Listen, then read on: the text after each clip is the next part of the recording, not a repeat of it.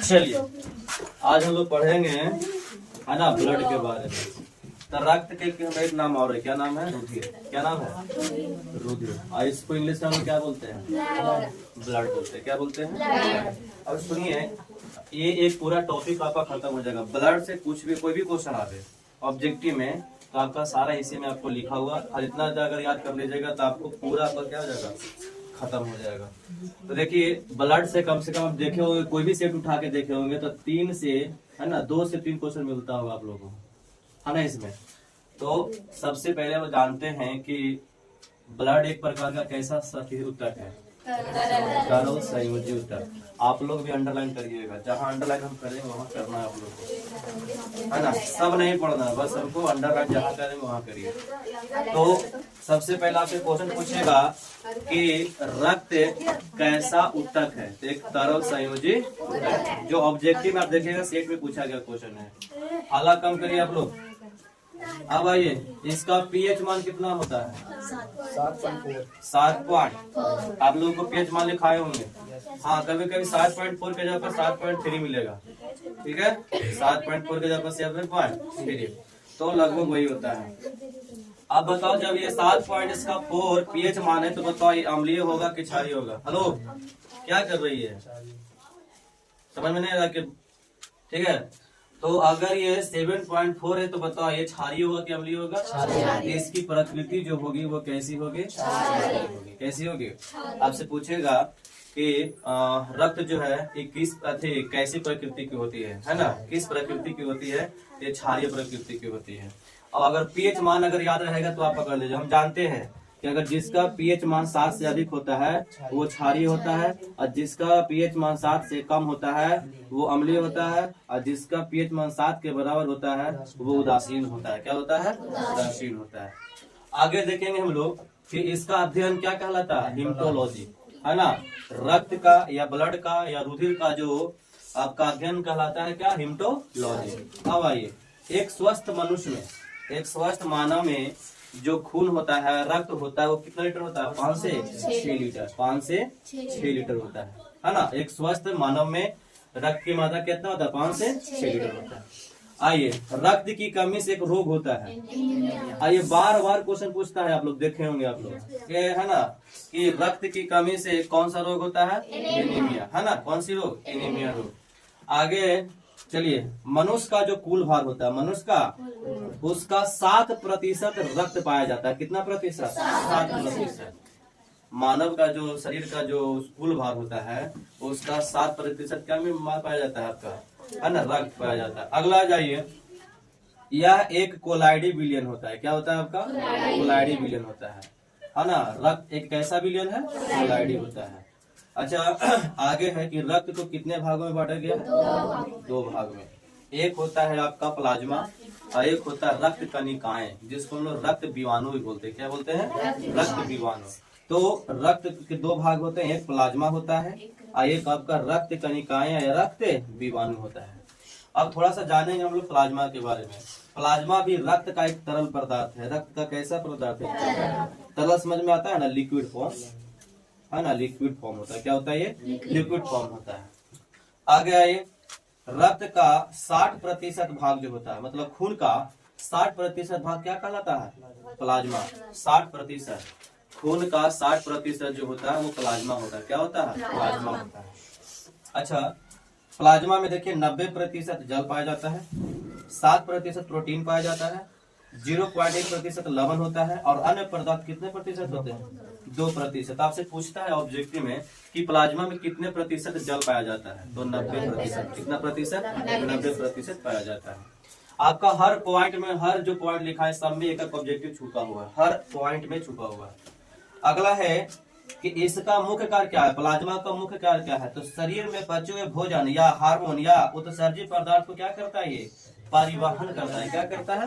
परिवहन करता है। तो ये प्लाज्मा का काम है। अगला हम लोग जानते हैं रक्त कणिकाएं। और रक्त कणिकाएं कितने होते हैं? 3 होते हैं। कौन कौन? पहला होता है आरबीसी, दूसरा होता है डब्ल्यूबीसी और तीसरा होता है प्लेटलेट्स। अब ये तीनों के बारे में हम इधर लिखे हैं, हम लोग जानते हैं, है ना। कौन कौन होता है? रक्त कणिकाएं कितने होते हैं? 3। आरबीसी, डब्ल्यूबीसी और प्लेटलेट्स होता है। अब आरबीसी के बारे में जानते हैं, तो आरबीसी का फुल फॉर्म क्या होता है? Red blood circulation, red blood circulation, है ना। अब ये बनता कहाँ है बाबू? अस्थि मज्जा में। कहाँ बनता है? और एक और बनता है यकृत में, लेकिन यकृत में कब बनेगा? जब वो भ्रूण अवस्था में होगा। जैसे महिलाएं जो होती है, तो जब वो भ्रूण अवस्था में होगी, मतलब प्रेगनेंसी में रहेगा, उस समय वो अस्थि मज्जा में नहीं बनता है। कहाँ बनता है वो? यकृत में। वो भ्रूण हो गया, ठीक है ना। तो ऐसे आपका ये कहाँ बनता है? अस्थि मज्जा में। अस्थि मज्जा समझ में आता है आप लोग को?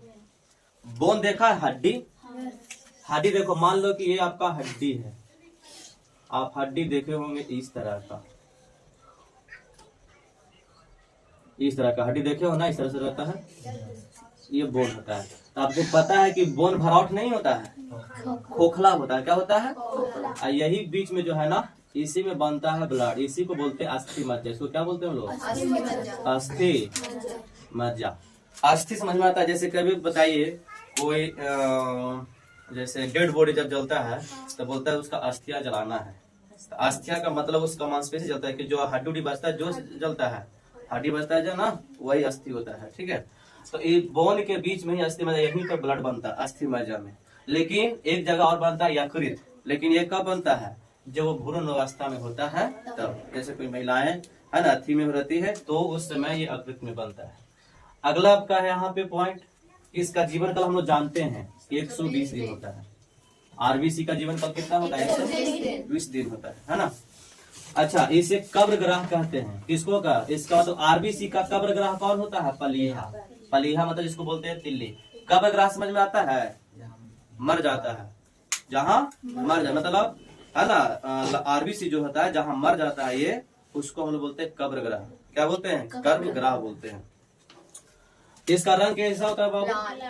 लाल होता है। और लाल होने का कारण क्या है? क्योंकि इसमें हीमोग्लोबिन पाया जाता है। क्या पाया जाता है? हीमोग्लोबिन। और हीमोग्लोबिन में एक यौगिक पाया जाता है, उस यौगिक का नाम कुछ है आयरन। क्या है? आयरन। ब्लड में क्या पाया जाता है? हीमोग्लोबिन में क्या पाया जाता है? आयरन की मात्रा होती है। किसकी मात्रा? आयरन की मात्रा, ठीक है। आगे बताओ कि हमारे शरीर में ये जो आरबीसी है, आरबीसी का मुख्य कार्य क्या है? तो यह हमारे शरीर में ऑक्सीजन का संवाहक होता है। ऑक्सीजन संवाहक समझ में आता है? ये हमारे शरीर में, पूरे शरीर में, है ना, आरबीसी के द्वारा ऑक्सीजन जो होता है पूरे शरीर में क्या होता है? पहुंचता है। आरबीसी में मतलब रक्त में ऑक्सीजन घुल जाता है, और है ना हमारे पूरे शरीर में वो क्या होता है? परिवहन होता है, जिसको बोलते हैं ट्रांसपोर्ट, है ना, संचलन होता है। अब ये तो आपका आरबीसी का पूरा काम हो गया, ठीक है। अब देखिए क्वेश्चन बहुत सारा बोलेगा कि आरबीसी का मुख्य कार्य क्या है? ऑक्सीजन का संवाहन। संवाहक बोले या संवहन बोलिए, वही बात है ना। हीमोग्लोबिन में क्या पाया जाता है? आयरन पाया जाता है। क्या पाया जाता है? आयरन पाया जाता है। हीमोग्लोबिन के कारण रक्त कैसा दिखता है? लाल दिखता है। आरबीसी का कब्र ग्रह किसे कहा जाता है? पलीहा को कहा जाता है। आरबीसी का जीवन काल कितना होता है? आरबीसी कहाँ बनता है? लेकिन जब भ्रूण अवस्था में रहेगा तो ये वाला आपको बहुत कम पूछता है। सबसे ज्यादा पूछता है कि रक्त कहाँ बनता है? अस्थि मज्जा। कहाँ? अस्थि मज्जा। अब आगे आते हैं हम लोग डब्ल्यूबीसी। डब्ल्यूबीसी का होता है तो पूरा full form white blood circulation. White blood circulation. अब आइए, इसका मुख्य कार्य है रोगों से बचाना था, एंटीबॉडी इसको बोलते हैं। ये डब्ल्यूबीसी को हम लोग बोलते हैं एंटीबॉडी बोलते हैं। क्या बोलते हैं? एंटीबॉडी। इसका मुख्य कार्य रोगों से बचाना, मतलब रोगों से बचाने की इसमें क्षमता होती है। किसमें? डब्ल्यूबीसी में। जैसे हम लोग को बीमार काम होते हैं ना, तो बीमार होने का कम कारण क्या है? कि हमारे अंदर जो डब्ल्यूबीसी है ना, वो लड़ने से क्या करता है? उसको मतलब कोई भी रोग से लड़ने की उसमें क्षमता होती है। अगर जैसे कभी हम लोग बीमार पड़ जाते हैं ना, तो बीमार पड़ जाते हैं क्यों? है ना, वो कब पड़ जाता है? जब हमारा डब्ल्यूबीसी कम जाता है। क्या हो जाता है? डब्ल्यूबीसी कम जाता है ना। तो इसके कारण से हम बीमार हो जाते हैं। जब हमारे शरीर में इसकी कमी हो जाती है, ये एक तरह का क्या है? डब्ल्यूबीसी क्या है? एक तरह का बैक्टीरिया है। क्या है? ये बैक्टीरिया है।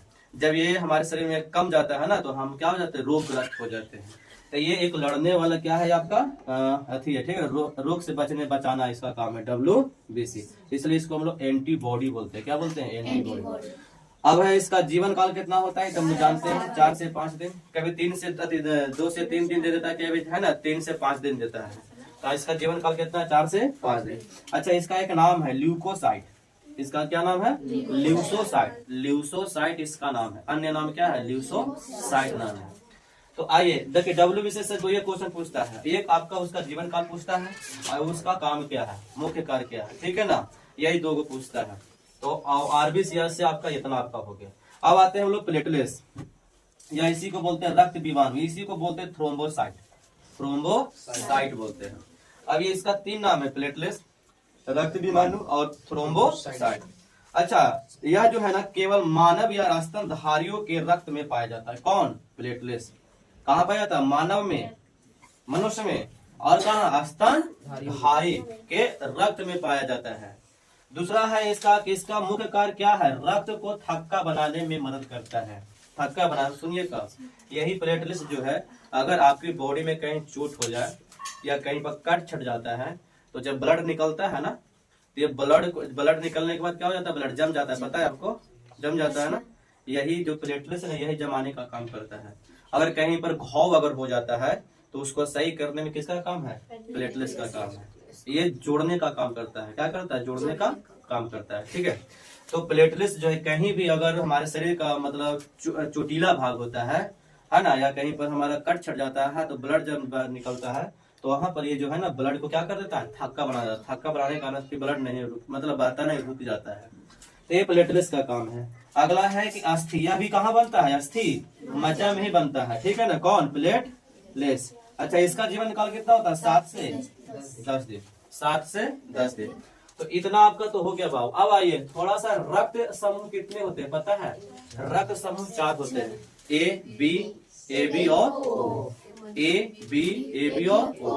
रक्त समूह कितने होते हैं? 4। आप लोग शायद हम बल पढ़ाए हैं रक्त समूह कि 4 होते हैं, है ना। तो रक्त समूह 4 होते हैं, लेकिन इसमें 2 ये रक्त जो होता है ना, एक लेने वाला होता है, एक जिसको एक बोलते हैं सर्वग्राही, और एक होता है सर्वदाता। सर्वदाता। देखिए, ए बी जो होता है सबसे ले सकता है लेकिन दे नहीं सकता, इसलिए इसको बोला जाता है सर्वग्राही। क्या बोलते हैं? सर्वग्राही। और ओ जो होता है ना सबको दे सकता है ना, आई बी सबसे लेगा लेकिन देगा नहीं, और वो जो है सबको दे सकते हैं, इसलिए इसको बोलते हैं कुछ हम लोग सर्वदाता बोलते हैं। तो ए बी क्या कहलाता है? सर्वग्राही। सर्वग्राही मतलब सभी से ले सकता है, और वो क्या होता है? सर्वदाता मतलब सबको दे सकता है ना। इसलिए देखते हैं वो कभी भी अगर किसी को खून चाहिए ना, आगे खून का मैच होता है, मैचिंग होता है। आपका ब्लड लेगा, मान लो कि हम आपको दे रहे तो मेरा ब्लड लेगा, और दोनों को मैच करेगा। अगर थोड़ा सा भी गलती हो जाएगा ना, चढ़ा देगा मेरा ब्लड, और अगर मेरा निगेटिव ब्लड उसमें चढ़ जाएगा तो उसका क्या हो जाएगा? मृत्यु हो जाएगा। इसलिए ब्लड जब भी चढ़ता है तो दोनों का चेक किया जाता है, मैच किया जाता है कि सही मैच हो रहा है या नहीं हो रहा है, ठीक है। अब आइए रक्त समूह का खोज, मतलब ये जो 4 गो आपका रक्त समूह है, ए बी और ओ, उसका खोज किसने किया है? लैंड स्टीनर ने। किसने किया था? लैंड स्टीनर ने। कब किया था? 1900 में। कब किया था आपका? 1900 में किया था। तो ये जो क्वेश्चन अगर इतना आप लोगों को पता है, खाली आप पढ़ लीजिएगा कि रक्त के कमी से कौन सा रोग होता है, एनीमिया रोग होता है। हमारे शरीर में कितना लीटर खून पाया जाता है? तो 5 से 6 लीटर। इसका अध्ययन क्या कहलाता है? हिमेटोलॉजी। या किस प्रकृति का होता है? क्षारीय। इसका पीएच मान कितना होता है? 7.4, है ना। आरबीसी का कहाँ बनता है? अस्थि मज्जा में। इसका जीवन काल कितना होता है? 120 दिन। आरबीसी का गर्भग्रह किसे कहते हैं? पलीहा या दिल्ली को। ये आपका और सब्जेक्टिव के लिए नहीं इम्पोर्टेंट है, ये इम्पोर्टेंट किसके लिए पता है? हाँ, ये जो इम्पोर्टेंट है ना वो ऑब्जेक्टिव क्वेश्चन के लिए है ना, ऑब्जेक्टिव क्वेश्चन। और कम से कम आपसे 3 से 4 क्वेश्चन जरूर मिलेगा, 2 से 3 4 क्वेश्चन जरूर मिलेगा। आप देखिए कोई भी सेट में आप देखिएगा मिलेगा। और रक्त समूह से भी आपका बहुत सारे क्वेश्चन मिलता है ना। तो ये आपका आज का टॉपिक था, तो इसको लिख लिया सर। अब इसको हम 10 मिनट के लिए टाइम देते हैं, अब इसको देखिए हम फिर पूछते हैं, है ना। हो